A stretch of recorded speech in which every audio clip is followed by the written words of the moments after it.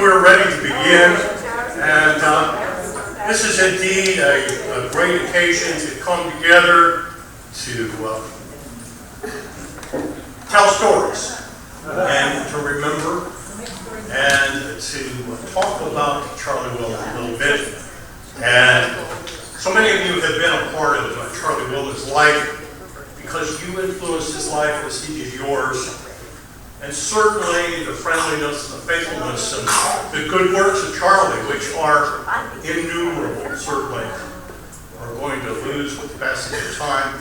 None of the influence and the radiance upon those that were mentored by him, related to him, cared for him as he cared for us. And so let's bow in a word of prayer this morning. God of love and joy, today we gather together to celebrate the life of Charlie Willmann, one who was so deeply loved and fondly remembered by so many of us. And we thank you for the countless blessings that we have received through his presence in our lives.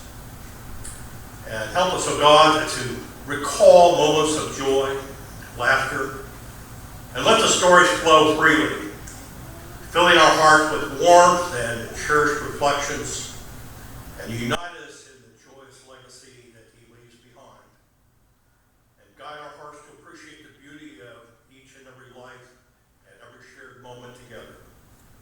And bless this food that we are about to so greatly partake.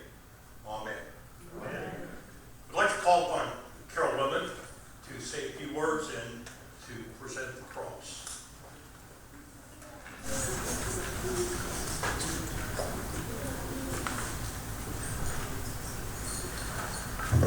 Oh my goodness. When we started our cross wall,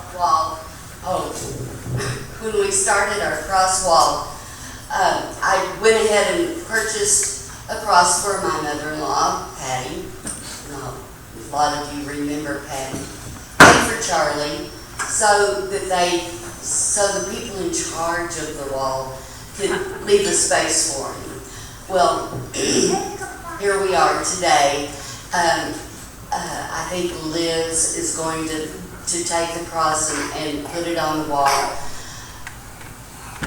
On his cross, of course, is a Texas Aggie hat pin, and then a little tractor, because those really were the two loves after God that Charlie was such a big part of his life.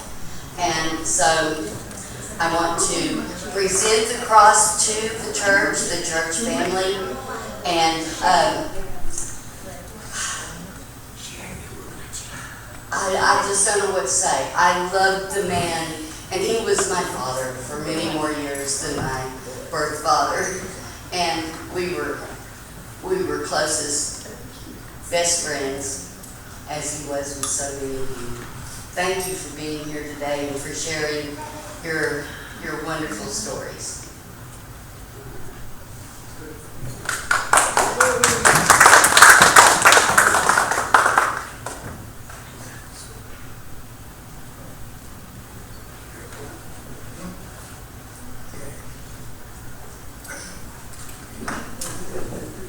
I'd like to share with you that the chapters of my ministry in this church and Charlie and Patty Willmann very much coincide, because Charlie and Patty were amongst the first 4 members that we received into membership, and I guess I've been here maybe 5 or 6 weeks, and Charlie and Patty came into the life of this church, and this church has never been the same as a result, certainly.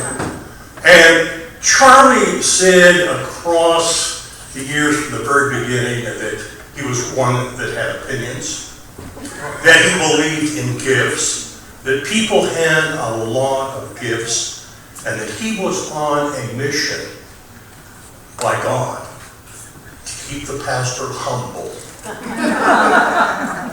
Now, I don't know that, Charlie accomplished that, and he kind of admits that, he gave it his best shot, trying to help the church out. But that is very, very typical of Charlie, because Charlie was one that was a wonderful churchman, a great steward, one that served on the session time and time again, and led a couple of stewardship drives, I know. But Charlie was also, on a couple of different occasions, the chair of the worship committee. And he really did carry out his mission of trying to keep the pastor humble as the chair of the worship committee. Always gave me opinions about the hymns, told me whether it was a thumbs up or a thumbs down. I remember so well one Transfiguration Sunday, which is always one of those interesting Sundays in the church year, and it's not known for its great hymnody. And the particular hymn that we picked, or I should say I picked, quite frankly, was not a real winner. Charlie came up to me after the service and said, "That was not good, Pastor. Don't ever use that hymn again." I've taken Charlie's advice. I never used that hymn. Never, ever again, because I knew that Charlie was right. But more than that, Charlie was one that was also one that certainly was fiscally conservative, except when it came to things he believed about the church. And if he believed in it, he did it. We did it very, very, very well. And yet he continued to try and keep me humble, especially during session meetings. Because at session meetings, he had already looked at the financial statement. And he was always saying, "Well, what got charged to worship this month? Have you been out buying more candles? Getting more church bulletins?" Well, I have to say that I think in a very innocent way, I kind of got back about those remarks that came up time and time again at the session meetings about the expenditures in the worship category. Because there was one Sunday whenever we ran out of communion cups. And we had to use the glass communion cups that are still in the closet, I'm assuming probably. And Charlie ended up helping to wash those. Everyone that came into the kitchen after the worship service, Charlie said, "Well, the pastor fouled up again. He didn't have enough communion cups, and we had to use the old ones. I have to wash them, and we're never ever going to do that again." The next session meeting, he didn't say anything during the financial report of the, "I see that we have some expenditures under worship this month, and I certainly hope that they were communion cups." I guess the other story that I would like to tell, many of you remember our old steam boiler and the wonderful air conditioners that we had that were elderly. And we began to consider putting in a geothermal heating and cooling system. And about 3 weeks before we were to vote, it was a cold January day. And we had gone through this a couple times with the boiler. But on a Sunday morning, there just weren't any more parts. There wasn't anybody that could come out and to look at the boiler. And it was a cold worship service.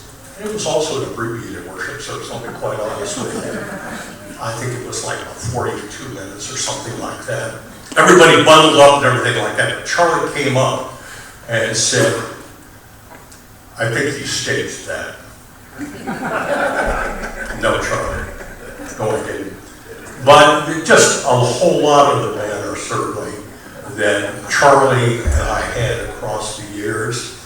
And yet again, when Charlie believed in something, he did it well. And the thing that I will remember is, after we did vote to proceed with the geothermal system, Charlie, being the person that he was and the leader that he was, created his own fundraising effort to help with the drilling, which was going to be very, very significant. You had to go down 276 feet, and there were 35 holes to be drilled. And so he created what he called the Holy Fund, H-O-L-E-Y, Fund. 276 feet down, like I say, for each of these 35 holes. And he said, all right, it's time to contribute to the Holy Fund. And I would have to say it exhibits certainly Charlie's commitment to the project, as well as his fundraising efforts, certainly, because he said, all right, 276 feet, $276, and there will be no gold plates installed with your names on them. But more than that, Charlie was one that deeply loved his Lord, influenced a lot of people in this church, and certainly our youth. Charlie was one that was a mentor to our youth. He was one that taught Sunday school, and I have to say that my son and my daughter were both a part of that, as well as a few others in the room today.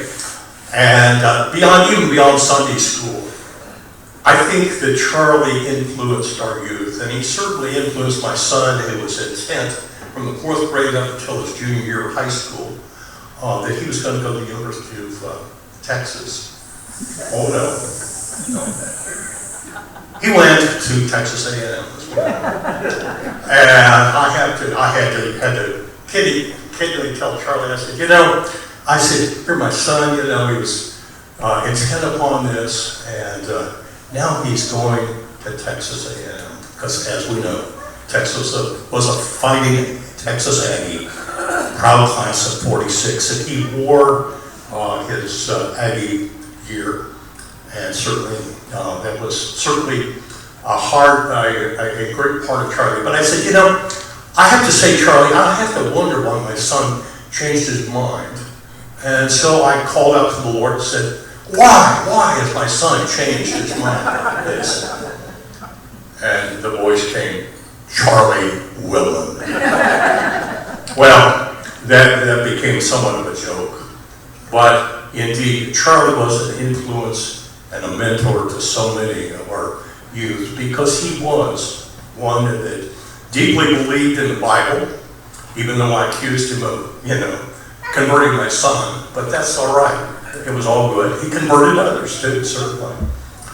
But indeed, he has touched our lives across the years, and want to continue to ask for those that would like to just share a story or two. I know we could be here all afternoon, but who would like to go first? I'll go. Okay. Mary.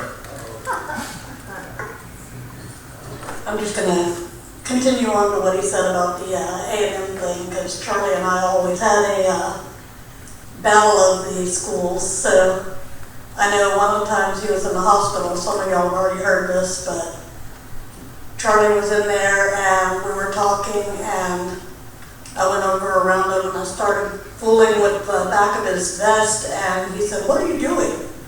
I said, "I just wanted to see what size I need to order your burnt orange vest in." And he looked at me and he goes, "I will not wear burnt orange."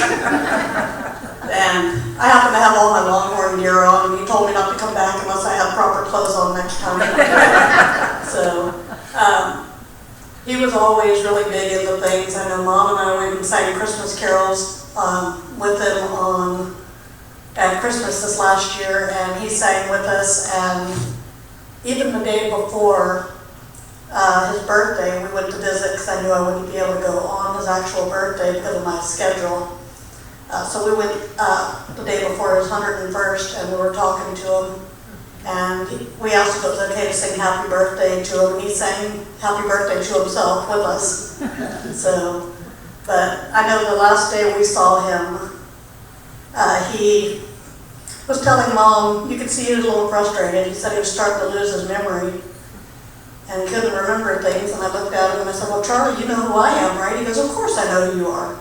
I told him, "Well, nobody else matters. That's okay." I said, "As long as you know who I am, that's the only thing that matters." So, But I think he did some of that with y'all too, but whenever he'd see me, he'd go, uh-oh, here comes trouble. And I'd say, well, Charlie, everything I learned that I wasn't supposed to know, I learned from you. And he'd give me that, face. So he definitely had an impact on people of every age. So you could tell that I know a lot of y'all attended his 100th birthday party. You could tell by the turnout, all the people that he had made an impact on, and I have no doubt it's going to be a packed house when we celebrate his life in June. So, but Charlie was a very special guy. Can't even put it all into words. So. Okay. Patty. Yes, Patty. Yes. I'll talk real loud. I don't have a whole lot to say. Patty and Charlie are responsible for us being members of the Presbyterian Church. We moved here in 1980 and shopped around for a church. Finally, Patty said, "Why don't you come to the Presbyterian Church?" So we did, and we've been here ever since. And that was in around 1982, after you had come. I don't remember what year you came. But, so Mel and I and our 2 children kind of grew up in this church. Okay. Okay.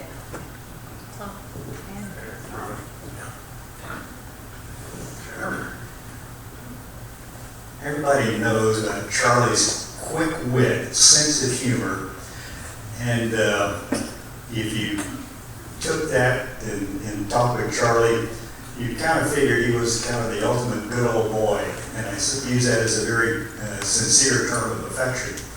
I got to tell you, Charlie was a whole lot more than that. If you bought the good old boy thing, you were being kind.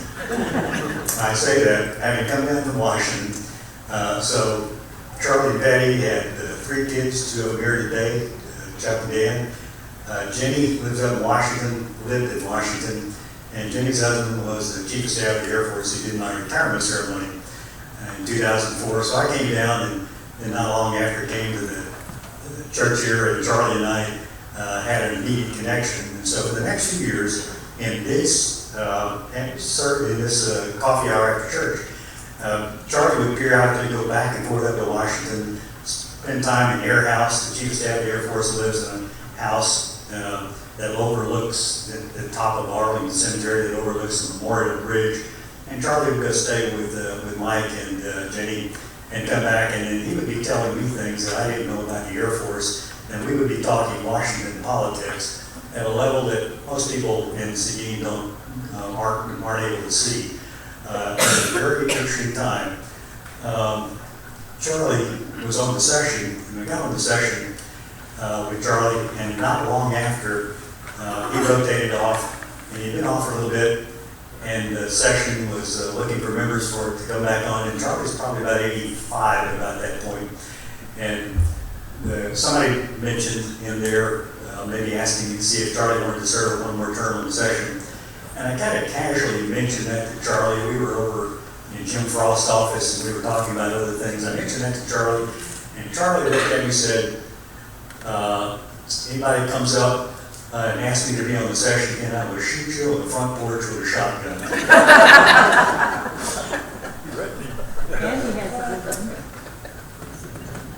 That's awesome. Yes, sir. Sure. Carol asked me to come today and talk about what I wrote on the Trace school page. So I met Charlie when I was 16 years old. I came flying up in my dad's little pickup truck to the Santos Volunteer Fire Department, where he and my dad and Charlie were doing the elections. They were election judges, and I was bringing my dad lunch. And for 5 years after that, when I started coming to church here, Charlie said, "Oh no!" "Did you stop being wild?" And I said, "Yeah, I did." And Charlie taught our young adult Sunday school class for a long time. Sarah was little, and he was a huge mentor to me in raising her. And I remember him telling me one time she had to go to college 2,000 miles from here, so that we couldn't go rescue her. Well, when she went to college, she was ready, and she went to Baylor, so close enough we could get there if we had to, but far enough that we couldn't go rescue her for anything. And I think she learned how to put in a battery in a truck with one of her friends in the parking garage. Charlie was just the salt of the earth, and he was just a kind man, and I cannot think of anybody ever that was upset with Charlie, that got angry with him, that he offended. That was not Charlie. He treated people like they were children of God, and that was Charlie. And Patty, you know, if you had a problem, the first words out of her mouth, have you prayed about it? And that was Charlie too. And then they brought Carol and Dan, who I call Carol Patty all the time because she reminds me so much of her. That shows you the influence that they had over people. The beautiful, beautiful, faithful, just love that they wrapped around people. And that was just who they were, and I just dearly, dearly love both of them, and I miss them very, very much.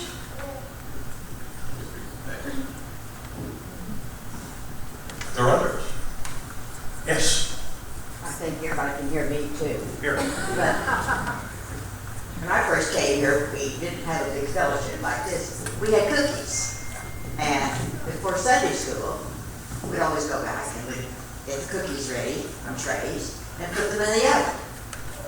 And just before we would go to Sunday school, here would come Charlie.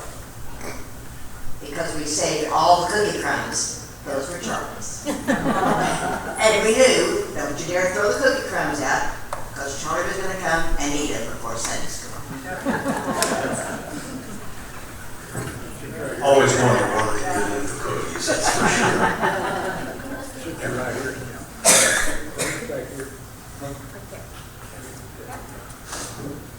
Briefly,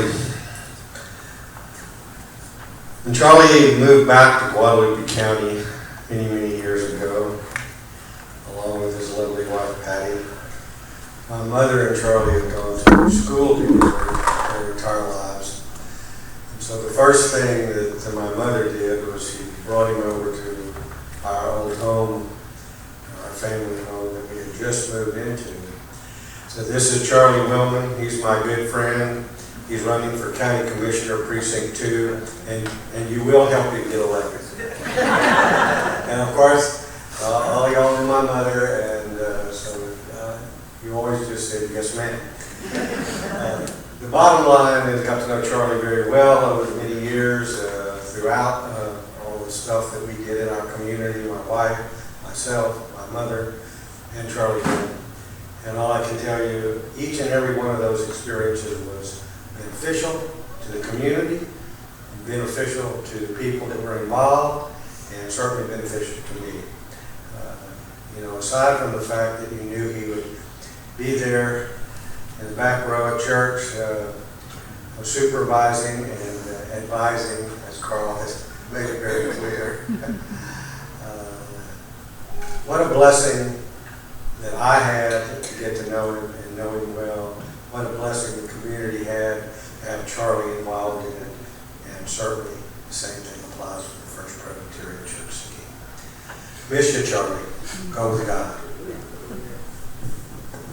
Robin, you mentioned that he sat about 3/4 of the way back in the sanctuary, and the sun would come in about the middle of the service and shine on Charlie. That's true. It really was. And I said, you know, I'd like to see you and the sun both light up out there. And he said, it's my halo. Are there others? Yeah, Travis. Well, I didn't need Charlie to convert me to becoming an Aggie. I did it on my own accord, but you know, one of the things that we would talk about every Sunday would be after the Aggie game on Saturday, and the outcome, either good or bad. It didn't really matter. He would always have a positive outlook. He would always support them no matter what. Unlike me, I had some trials and tribulations during that times, and I would start doubting, but not Charlie. He would always hold true. So I probably was a 2%er in his eyes sometimes when we do talk. But the level of knowledge that Tom was talking about on politics, he had this depth of knowledge about so many different things too. His depth of knowledge on Aggie football or basketball or you name it, or baseball, was so deep. I'm like, how do you learn all this? You know, where do you pick this up? What do you do, man? Do you read all week? And I think he did. I don't know. But his level of knowledge was just, and those are things that I would come and ask advice on. If it was something from, you know, some garden tip or something, obviously pecans, he knew about the pecan industry so much. But yeah, those are things that I remember about Charlie. And one of the things that I wrote on the note that I sent Carol and Dan was the last line of the last core trip. And if you're familiar with it, essentially it goes through and talks about the qualities of being an Aggie, which he exemplified. And those are things that brought me to be an Aggie, to go to A&M, those values. And deep down, Charlie had the values that I respected, and those are the things that he exemplified with those values. And the very last line is, it's just another core trip, boys. We're marching behind the band. Thank you. Okay, I'll say something real quick.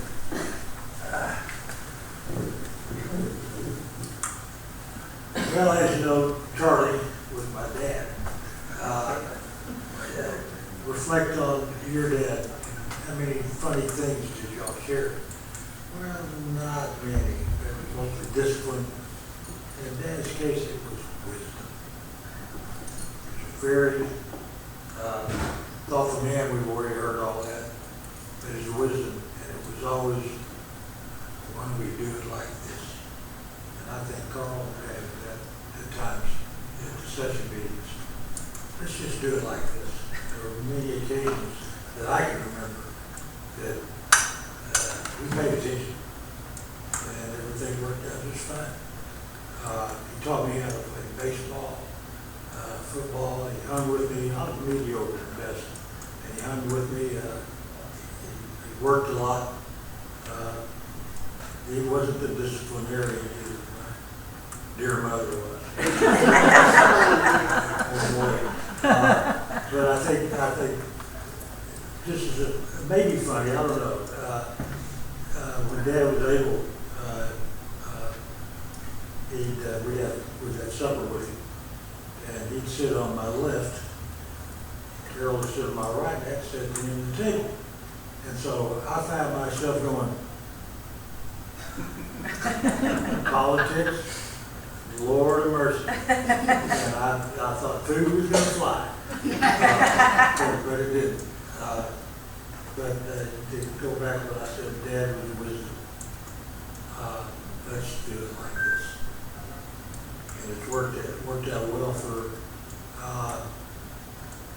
several people in town that are heads of organizations now. Let's just do it like this. And it always worked out, and I love my dad.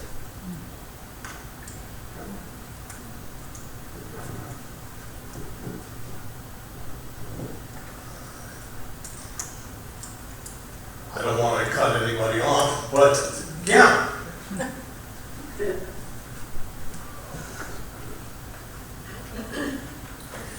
I didn't know Charlie nearly as long as most of you did, but I knew him a little bit differently because of Dorothy living next to him at Argent Court. And I never went by his room that he was not with the door open, with a smile, wearing the Aggie vest. And I own no Aggie clothing, by logo, but this is the closest color I can get. We live in a blended household. We have University of Texas as well as Texas A&M. My mother has A&M grandma shirts. She wanted to make that clear today. Charlie's 101st birthday at Argent Court was done up really big. They had a good time over there. And right towards the very end, maybe 2 weeks before Charlie passed away, I went by his open door and it was open and I stuck my head in and said hi. And Chuck came around the corner and said, "Are you flirting with my dad again?" And I said, "He started it." To which Charlie said, yes, I did. I teased him all the time about the fact that I loved salt and pepper hair, and he kept his dark hair till the very end, except for a little bit right around the temples. It was gorgeous, as was his smile always.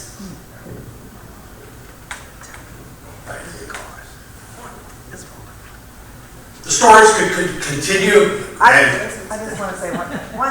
No, I just want to say, I think the thing I have missed also when Charlie hasn't been here is his laugh. I can just see, I don't know, there was something about how he would laugh and he'd squint his eyes up and he would just have that real, I don't know, y'all know what I mean, that real breathy, and he would squint his eyes up and he would just, and I don't know, I just kind of have that in mind. Okay, so, amen? Amen. Continue to share those stories. Got one more thing to say before y'all, excuse me, watch these, video, the pictures roll by. That was a good looking guy. And, mom was a good looking lady. And, even in her firm days. And every so often he dressed up in a blue jean outfit, but that was okay. Just a good looking guy. And let's do it this way. Right. Good. There you go.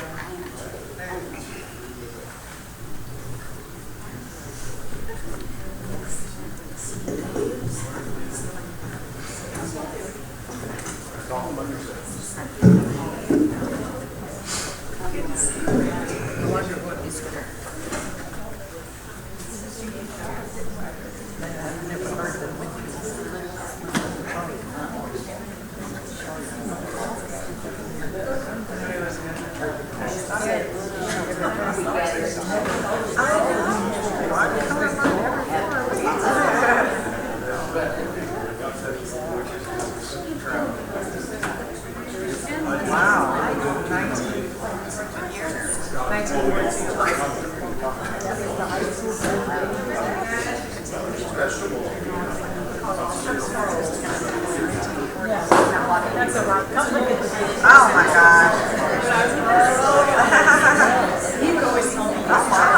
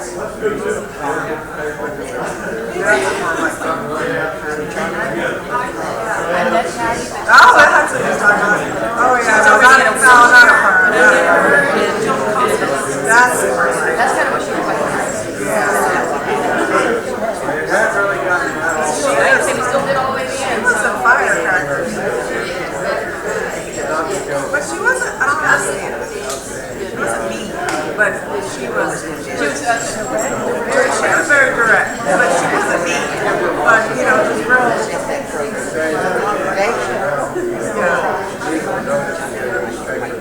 Yeah, she was very smart. I'll tell you how the college campus was packed.